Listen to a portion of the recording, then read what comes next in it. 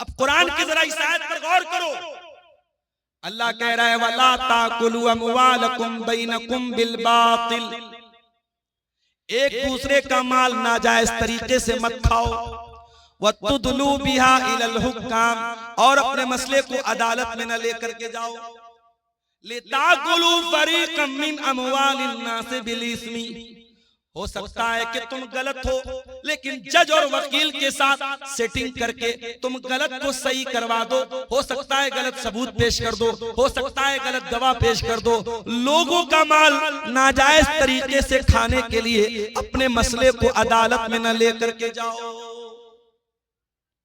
आज कटिहार की आप सेशन कोर्ट में चले जाएं, आप पटना में कोर्ट में चले जाएं, हर अदालत में जमीन के, जायदाद के, रुपये पैसे के मामलात मुसलमानों के बड़ी तादाद में आपको।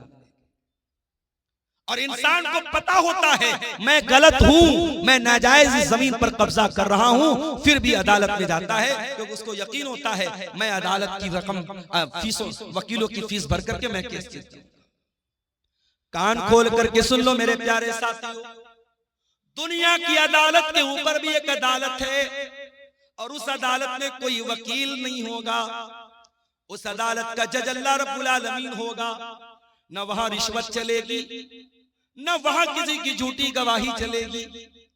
वहां अगर आप झूठ बोलना चाहेंगे, आपका हाथ सच बोल देगा, आपका पैर सच बोल देगा, आपकी चमड़ी सच बोल देगी। अल्लाह कहता है हत्ता इज़ा मा जाऊहा शहीद अलैहिम समूहुम व अबसारुहुम व जुलूदुहुम बिमा कानू यअमलून।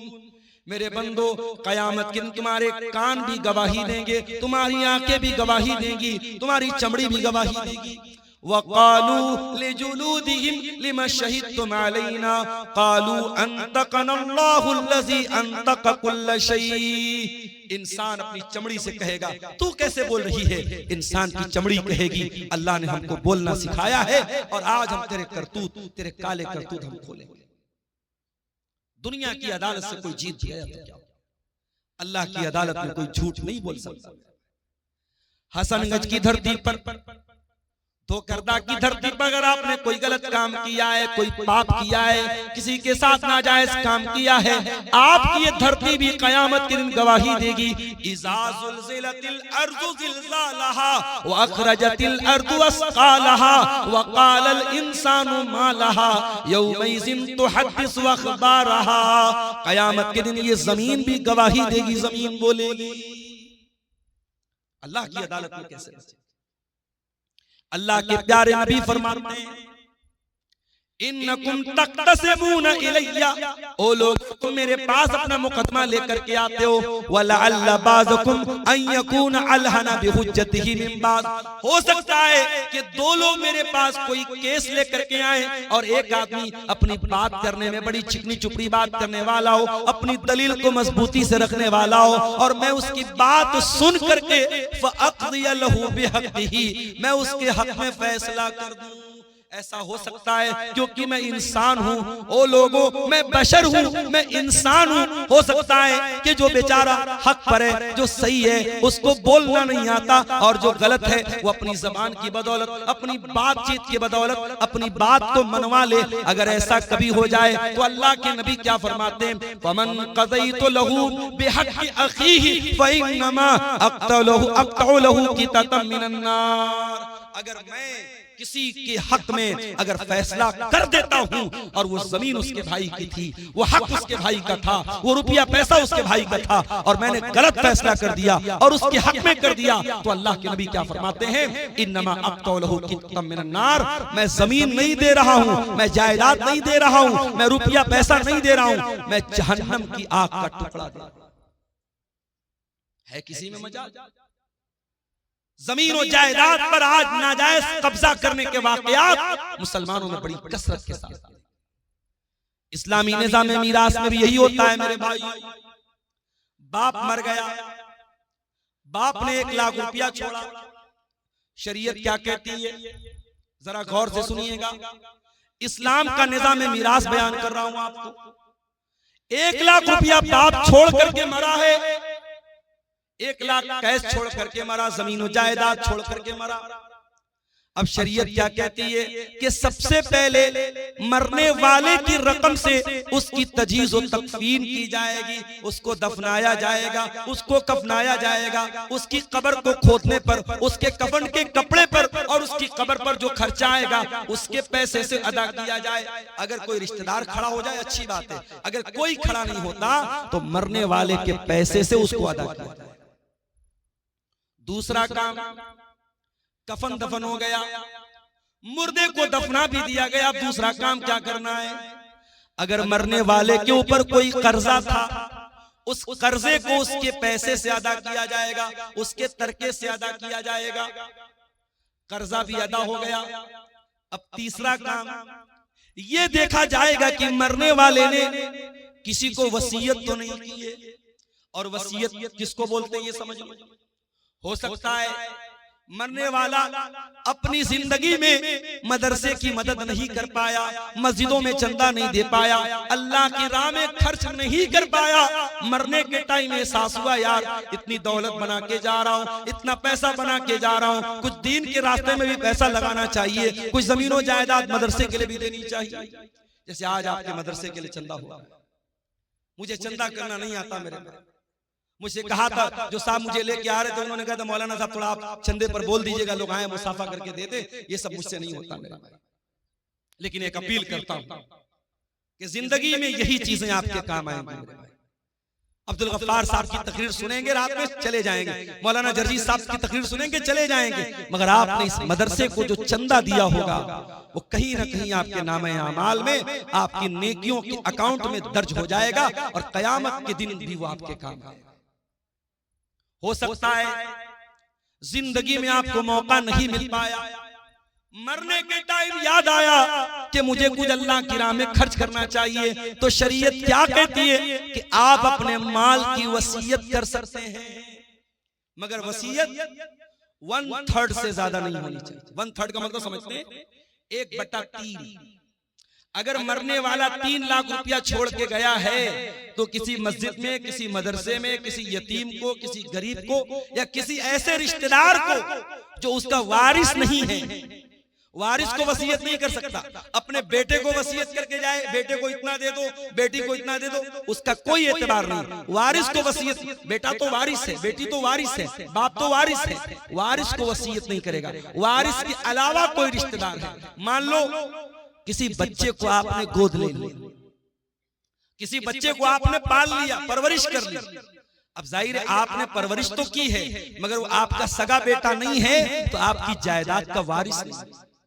अगर आपको लगता है कि इस बच्चे को मैंने पाला है और मेरे बाद इस बच्चे को जरूरत पड़ेगी रुपये की, पैसे की, जमीन की, जायदाद की, तो आप अपनी प्रॉपर्टी का, अपने तरके का 1/3, उससे ज्यादा नहीं, उससे कम तो कर सकते, उससे ज्यादा नहीं, 1/3 तक आप उसको वसीयत कर सकते। तो पहला काम क्या करेंगे? जनाजे की तैयारी। दूसरा काम कर्जे की अदायगी। तीसरा काम वसीयत को हम पूरा करेंगे।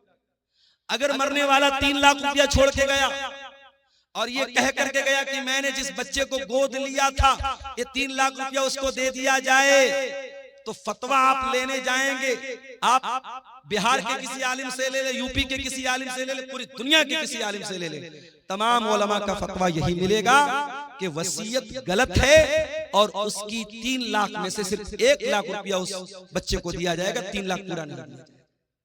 क्योंकि शरीयत क्या कहती है कि आप जब मर रहे हैं आपके माल में आपके वारिस का हक है, आप अपने वारिस को महरूम नहीं कर सकते।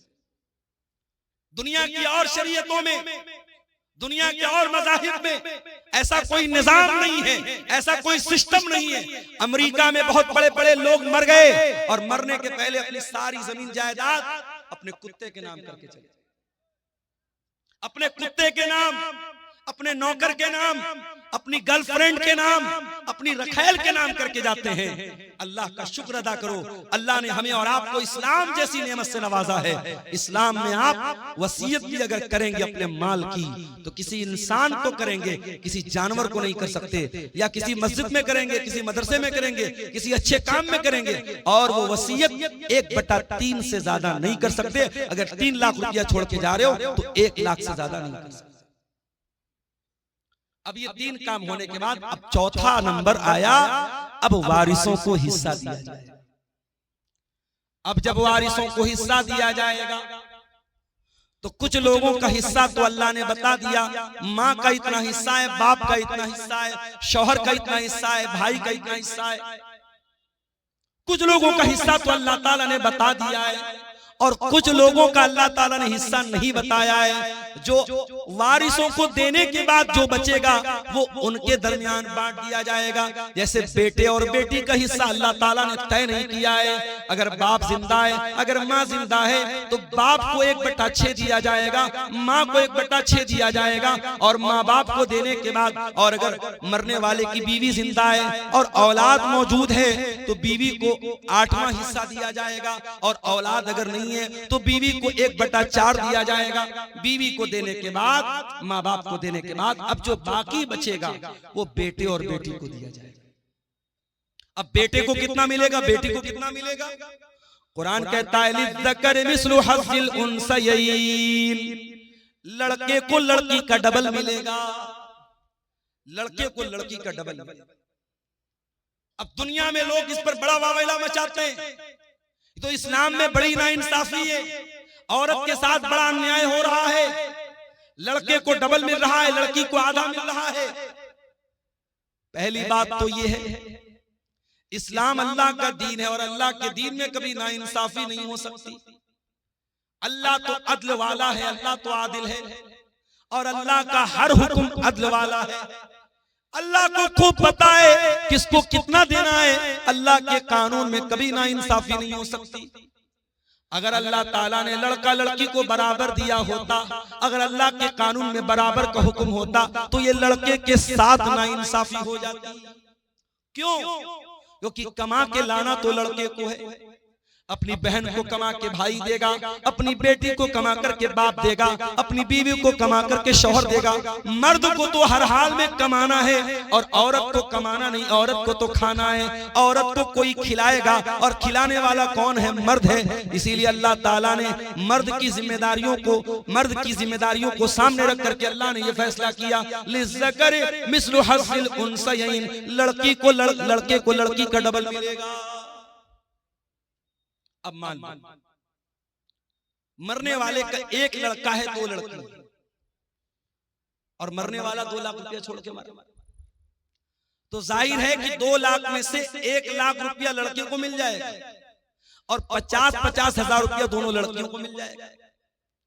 तो अगर रेशियो निकालो तो लड़के लड़की को तो बराबर मिल रहा है, और अगर कहीं लड़कियों की तादाद ज्यादा है और लड़का 1 है या लड़के की तादाद कम है तो मजमूई एतबार से लड़कियों को ज्यादा मिल जाएगा। तो कुरान कहता है तुम नहीं जानते कि किसको कितना मिलना चाहिए, ये अल्लाह का फैसला और अल्लाह का कानून है और अल्लाह ने जो तय कर दिया उसी के हिसाब से बांटा जाएगा। तुम नहीं जानते, इसलिए कि रिश्ता अल्लाह ने बनाया है। किसी को बाप अल्लाह ने बनाया है, किसी को माँ अल्लाह ने बनाया है, किसी को बेटा अल्लाह ने बनाया। जब रिश्ता अल्लाह ने बनाया है तो उनका हक भी अल्लाह ही तय करेगा, तुम नहीं तय कर सकते। हमारे यहाँ क्या हो रहा है, बाप मर गया, भाइयों ने बैठ करके जमीन जायदाद का बंटवारा कर दिया, बहन को फूटी कौड़ी नहीं मिली, बहन को 1 पैसा नहीं मिला। बहन आई, भाई आपने बाप की जायदाद का बंटवारा किया, मुझे क्यों नहीं दिया? भाइयों ने धमकी दी। मैं शेरशाबादी माहौल नहीं जानता, मैं कटिहार का माहौल, मैं बनारस की बात कर रहा हूं, अपने माहौल की बात कर रहा हूं। भाइयों ने धमकी दी, अगर तू अपना हिस्सा ले लेगी आज के बाद हमसे रिश्ता मत रखना, हमसे कोई ताल्लुक मत रखना। अगर हमने अपने बाप की प्रॉपर्टी में से तुझको हक दे दिया तो आज से रिश्ता खत्म। बहन बेचारी सोचती है भाई से रिश्ता खत्म करना बड़ा महंगा सौदा है, भाई और भतीजे की मोहब्बत भी दिल में होती है। बहन कहती भैया जो है आप रख लीजिए, मुझे कोई जमीन जायदाद नहीं चाहिए। इस तरीके से ब्लैकमेल किया जाता है और प्रेशराइज किया जाता है और दबाव डाला जाता है बहनों के ऊपर, और बहनें मजबूरी में आकर के अपना हिस्सा अपने भाई को लिख लेती। और ये काम कौन कर रहा है? ये 5 टाइम का नमाजी कर रहा है। चेहरे पर भरपूर शरई दाढ़ी रखने वाला और माथे पर सजदे का निशान सजाने वाला, अपने आप को मुत्तकी कहने वाला, अपने आप को परहेजगार कहने वाला भी ये काम कर रहा है। ओ लोगों, अल्लाह को क्या हिसाब दोगे जब अल्लाह का कानून ये कह रहा है कि आपके वालिद के इंतकाल के बाद आपके बाप की प्रॉपर्टी में आपका हिस्सा है और आपकी बहन का भी हिस्सा है। वो कौन सा कानून है, वो कौन सा इंसाफ है जिसकी वजह से आपने अपनी बहन को उसका हक नहीं दिया? जरा ईमान से बताओ, जरा अपने दिल पर हाथ रख करके बताओ मेरे भाई। और ये भी याद रखिए, इस्लाम का जो निजाम मीरास है ये कोई बाई चॉइस नहीं है कि अमल कर लो तो अच्छी बात है और अगर अमल नहीं करोगे तो कोई हर्ज की बात नहीं है। अल्लाह ने जब मीरास का कानून बयान किया तो क्या फरमाया? तिल्का हुदूदुल्लाह, ऐ मेरे बंदो, ये अल्लाह ताला का बनाया हुआ कानून है। वमन युतिल्लाह व रसूलहु युदखिलहु जन्नातिन तजरी मिन ताहतिहल अनहारु खालिदीन फीहा अबदा। जो अल्लाह की बात मानेगा, जो रसूल की बात मानेगा, जो अल्लाह के कानून पर चलेगा, अल्लाह उसको जन्नत में डालेगा जहां जन्नत में हमेशा हमेशा रहेगा। वज़ालिकल फौजुल अजीम, और ये बहुत बड़ी कामयाबी है। वमन यासिल्लाह व रसूलहु और जो अल्लाह की नाफरमानी करेगा, जो रसूल की नाफरमानी करेगा, जो अल्लाह के कानून को तोड़ेगा, जो अल्लाह के निजाम मीरास को नहीं मानेगा, जो अल्लाह के बनाए हुए कानून के मुताबिक अपनी बहन बेटी को हिस्सा नहीं देगा, अल्लाह क्या फरमाता है? युदखिलहु नारन खालिदन फीहा, अल्लाह उसको जहन्नम के अंदर डालेगा और जहन्नम में बहुत लंबे टाइम तक वो रहेगा। वलहु अज़ाबुम मुहीन, और उसको जलील करने वाला अज़ाब दिया जाएगा। जहन्नम की आग, मेरे भाई हम सोच भी नहीं सकते। कोई ये ना सोचे अरे हम तो तौहीद वाले हैं, हम जहन्नम में जाएंगे, कुछ दिन तक जहन्नम में रहेंगे फिर निकल जाएंगे। कोई ये ना सोचे। जहन्नम की आग हम एक सेकंड के लिए बर्दाश्त नहीं कर सकते, इसलिए कि जहन्नम की आग तो बड़ी खतरनाक होगी। अल्लाह फरमाता है कुल्लमा नज़िजत जुलूदुहुम बद्दलनाहुम जुलूदन गैरहा लियज़ूक़ुल अज़ाब। जब जहन्नम की आग में तुम्हारी चमड़ी जल जाएगी, हम दूसरी चमड़ी चढ़ा देंगे, हम बार बार जलने की तकलीफ जहन्नमियों को देंगे। अगर जहन्नम के अजाब को सहन कर सकते हो, अगर जहन्नम के अजाब को बर्दाश्त कर सकते हो, तो अपनी बहन और बेटी का हक मार लो, और अगर बर्दाश्त नहीं कर सकते तो जाओ माफी मांगो और अपनी बहन और बेटी को उसका हक दे दो। एक और तरीका चल रहा है हरामखोरी का, और मुसलमानों में ज्यादा पाया जा रहा है। जमीन मेरी है और मेरी जमीन के बगल में उसके मेरे पड़ोसी की जमीन है। मैं धोखे से क्या करता हूं, अपने पड़ोसी की जमीन का 1 फीट हिस्सा अपनी जमीन में शामिल कर ले रहा हूं। मैं मिसाल दे रहा हूं, अपने पड़ोसी की, अपने रिश्तेदार की जमीन पर नाजायज कब्जा करने के लिए जमीन पर बनी हुई बाउंड्री को मिटा देना, निशान को मिटा देना, या जमीन और जायदाद के कागज में हेर फेर कर लेना। मेरे प्यारे साथियों, अगर ये काम आप करते हैं तो कान खोल करके सुन लीजिए। अल्लाह के नबी फरमाते हैं लानल्लाहु मन गय्यरा मनारल अर्ज़ी, जो जमीन के निशान को बदल दे, जो जायदाद को हड़पने के लिए, जमीन को हड़पने के लिए जमीन के निशानात को बदल दे, उसके ऊपर अल्लाह की लानत बरसती है। अगर अल्लाह की लानत कि हम हकदार बनना चाहते हैं तो ये काम कर सकते हैं, वरना मेरे प्यारे साथियों ये बहुत ही खतरनाक। और आगे बढ़िए, अल्लाह के नबी फरमाते हैं इन्ना रिजालन यतखव्वज़ून फी मिन मालिल्लाह, कुछ लोग अल्लाह ताला के माल में नाजायज कब्जा करते हैं, दूसरों का माल नाजायज तरीके से खाते हैं। ऐसे लोगों का अंजाम क्या होगा? फरमाया ऐसे लोगों को अल्लाह ताला जहन्नम की आग में फेंक देगा। जहन्नम की आग में हराम खाने वालों को अल्लाह ताला डाल देगा। आप में से बहुत सारे लोगों ने हज उमरा भी किया होगा। सऊदी अरब के अंदर दाखिल होते ही इंडिया का रुपया काम करना बंद कर देता है, बांग्लादेश का टका काम करना बंद कर देता है, अमेरिका का डॉलर काम करना बंद कर देता है। सऊदी में आप गए तो आप पे सऊदी रियाल चाहिए। एक मर्तबा मैं गया उमरा के सफर, मैं यहां से रियाल लेके गया, इत्तेफाक से मेरी फ्लाइट डायरेक्ट नहीं थी, तो दुबई के एयरपोर्ट पर फ्लाइट चेंज करनी थी मुझे। अब दुबई के एयरपोर्ट पर सामान, भूख लग रही थी, कुछ खाना था, तो वो रियाल भी लेने को तैयार नहीं है। उसने कहा कि हमें दुबई का पैसा चाहिए, जो यूनाइटेड अरब एमिरेट का जो वो दिरहम होता है, हमको वो चाहिए, हमको यहाँ सऊदी का रियाल नहीं चाहिए। मेरे पास रियाल था, मैं इंडिया से रियाल बना के लेके गया। हर देश की अपनी एक करेंसी है। अमेरिका के लोग इंडिया में आते हैं, डॉलर को रुपये में बदल के एक्सचेंज करके तब आते हैं। इंडिया का आदमी सऊदी जाता है, अपने रुपये को रियाल में चेंज करता है। हर देश की अपनी एक करेंसी होती है मेरे भाई। एक बात बताऊं आपको, कयामत के दिन करेंसी कौन सी चलेगी? किसी का माल हड़प लिया किसी ने, 1 लाख रुपया किसी का नाजायज कब्जा कर लिया। अब कयामत के दिन जिसका पैसा उसने मारा है, जिसका हक मारा है, उसने अल्लाह की अदालत में कहा, अल्लाह इसने मेरा 1 लाख रुपया नाजायज तरीके से लिया है। अल्लाह के नबी फरमाते हैं कयामत के दिन रुपया तो नहीं चलेगा, पैसा तो नहीं चलेगा, दिरहम तो नहीं चलेगा, दीनार तो नहीं चलेगा। कयामत के दिन कौन सी करेंसी चलेगी? जरा गौर से सुनना कटिहार के लोगों, हसनगंज के लोगों, जरा गौर से सुनना कि कयामत के दिन कौन सी करेंसी चलेगी।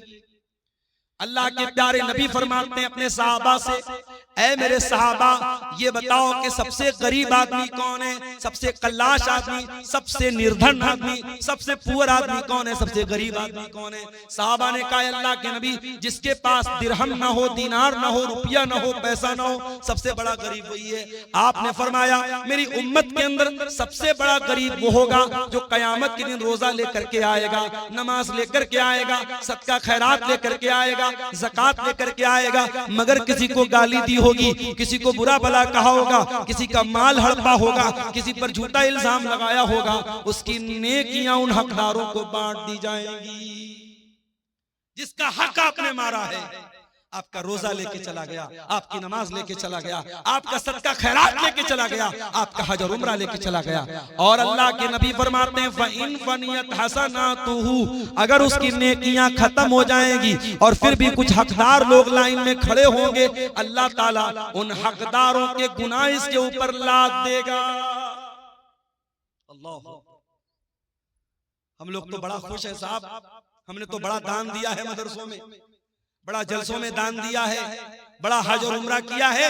कयामत के दिन अगर हुकूकुल इबाद में कोताही की है, अगर किसी का हक मारा है, कयामत के दिन ये दान, ये चंदा, ये रुपया, ये पैसा जो अल्लाह की राह में हमने दिया है, सब बर्बाद हो जाएगा अगर हमने हुकूकुल इबाद में कोताही की।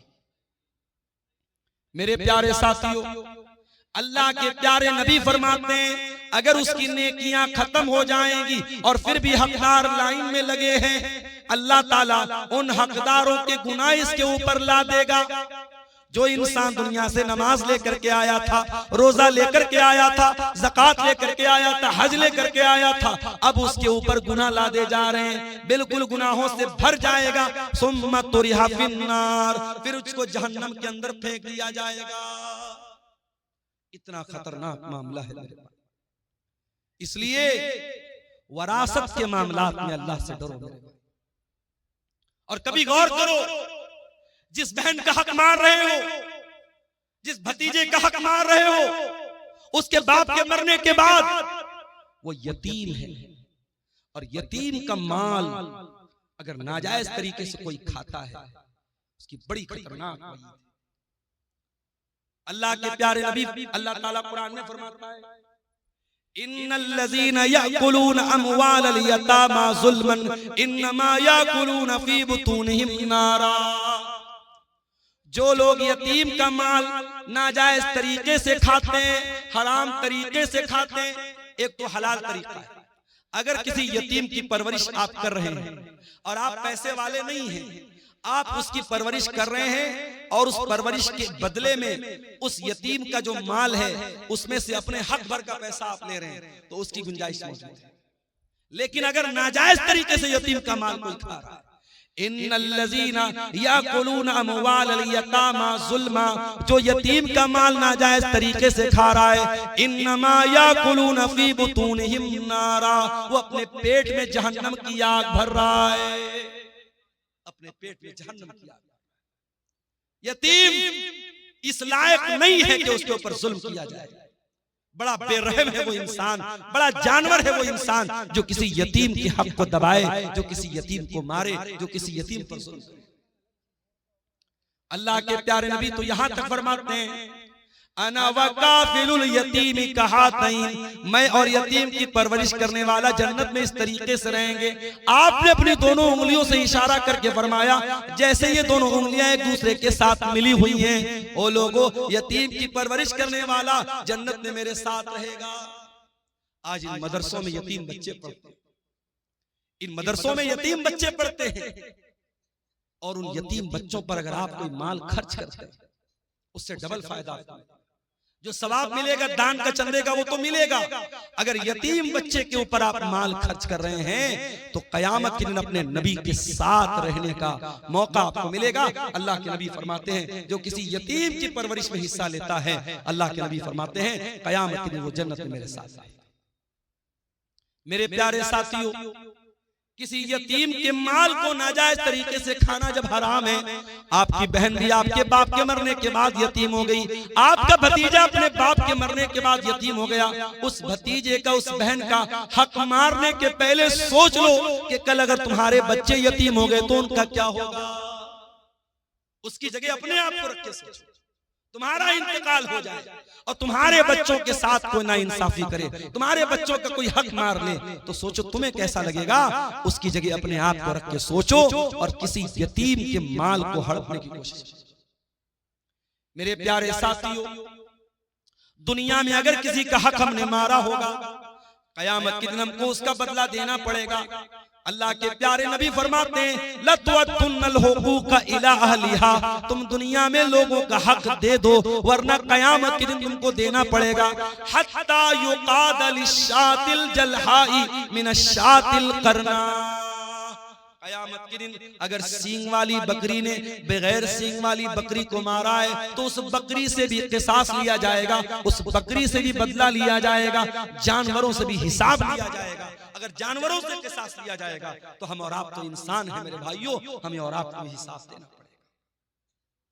इसलिए मेरे प्यारे साथियों, कुरान का 30वां पारा खोलो, अल्लाह फरमाता है वताकुलून तुरास अकलन लम्मा वतुहिब्बूनल माल हुब्बन जम्मा। ओ लोगो, तुम वरासत को डकार जाते हो, तुम मीरास को खा जाते हो और तुम माल से बहुत ज्यादा मोहब्बत करते हो। कल्ला इज़ा दुक्कतिल अर्ज़ु दक्कन दक्का वजा रब्बुका वल मलकु सफ़्फ़न सफ़्फ़ा वजीअ यौमइज़िन बिजहन्नम। ओ लोगो, जरा उस दिन को याद करो जिस दिन जमीन को टुकड़े टुकड़े कर दिया जाएगा, जमीन को रेजा रेजा कर दिया जाएगा और अल्लाह ताला अपने बंदों का फैसला करने के लिए आएगा और फरिश्ते भी लाइन लगा करके खड़े होंगे और जहन्नम को भी उस दिन लाया जाएगा। यौमइज़िन यतज़क्करुल इंसानु मा सा, और कयामत के दिन इंसान याद करेगा उसने दुनिया में क्या क्या किया। जितने लोगों ने जमीनों को हड़पाए, जायदादों को हड़पाए, लोगों का हक मारा है, कोई एक आदमी बता दो जो मरने के बाद अपनी जमीन को लेकर के गया हो, अपनी जायदाद को लेकर के गया हो, अपने रुपये पैसे को लेकर के गया हो, सब ठाट पड़ा रह जाएगा जब लाद चलेगा बंजारा। सब यही छोड़ के जाना है मेरे प्यारे भाइयों, इसी कब्र की 2 गज जमीन में हमको दफन हो जाना है।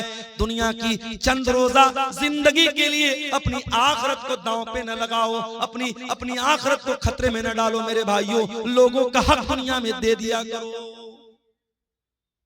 अल्लाह के प्यारे नबी ने इतनी खतरनाक वईद फरमाई। आपने फरमाया अपने इंतकाल के कुछ पहले आपने फरमाया अस्सलाता सलाता वमा मलकत ईमानुकुम। ओ लोगों, तुम नमाज की पाबंदी करना और अपने गुलामों और अपने लौंडियों के साथ तुम अच्छा सलूक करना, उनके साथ हक तलफी मत करना।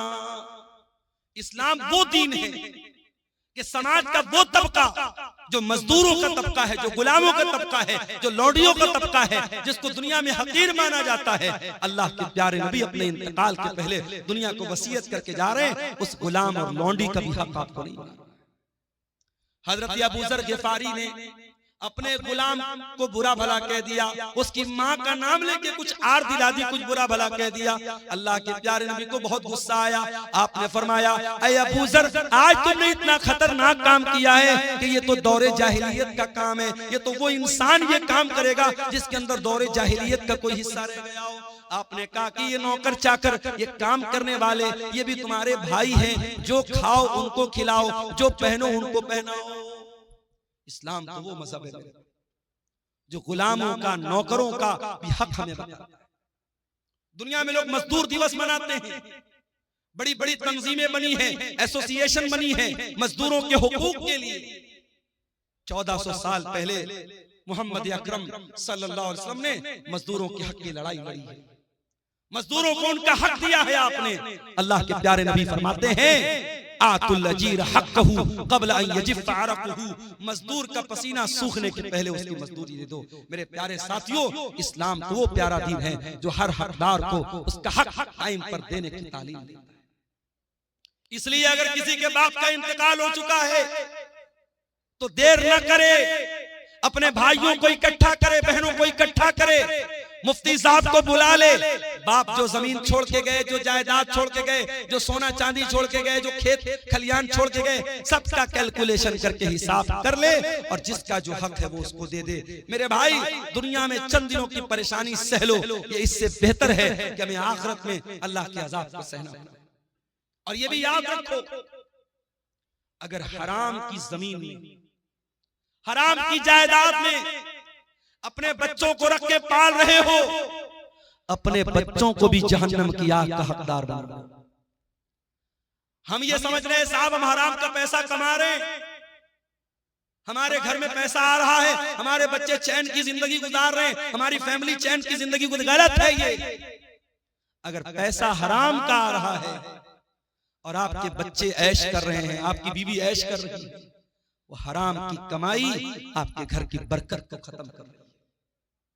अल्लाह के प्यारे नबी फरमाते हैं, जो जिस्म हराम कमाई से परवरिश पाता है, फन्नारु औला बिही, वो जिस्म जहन्नम की आग में चलेगा। क्या हम चाहेंगे हमारे बच्चे जहन्नम की आग में जले? हम कभी नहीं चाहेंगे।